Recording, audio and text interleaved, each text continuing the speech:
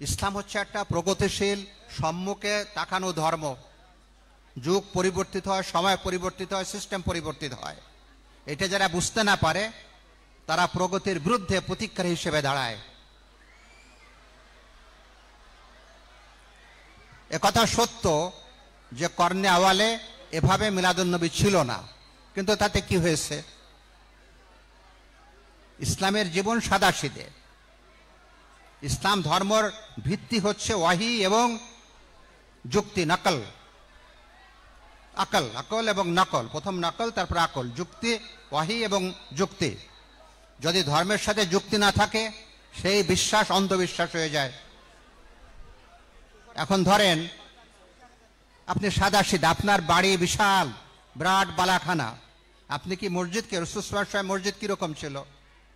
হাদিসের মধ্যে আসছে, ইতিহাসের মধ্যে এসেছে, সিজদা করলে কপালে মাটি লেগে যেত, বৃষ্টি পড়তো। এখন কি আপনি ওই রকম মসজিদ রাখবেন? রাসূল সাল্লাল্লাহু আলাইহি ওয়াসাল্লাম দিনে একবার খেতেন, এক তরকারি বেশি খেতেন না।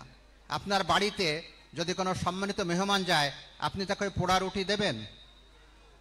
আমার সাথে কথা বলেন, কেন দেবেন না? দেবেন না এই জন্য যার মর্যাদা অনুযায়ী।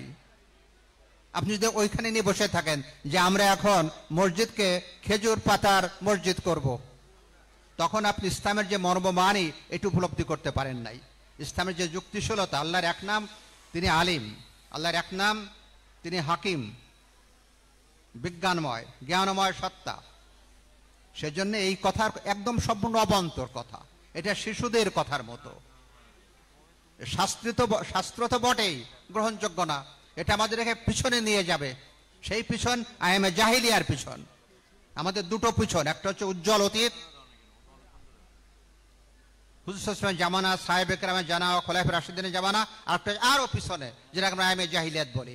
কাজে যারা সব জিনিস আনন্দ করে, তুমি তোমার ছেলের জন্মদিন পালন করো, তোমার জন্মদিন পালন করবা, আর সাইয়্যিদুল কাউনাইন রাহমাতুল আলামিনের জন্মদিন পালন করবা না?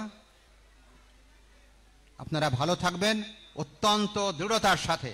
নানাভাবে ষড়যন্ত্র হচ্ছে, এগুলোর সম্বন্ধে সতর্ক থাকবেন, কিন্তু চরম পন্থা অবলম্বন করবেন না। আল্লাহ হাফেজ, আসসালামু আলাইকুম।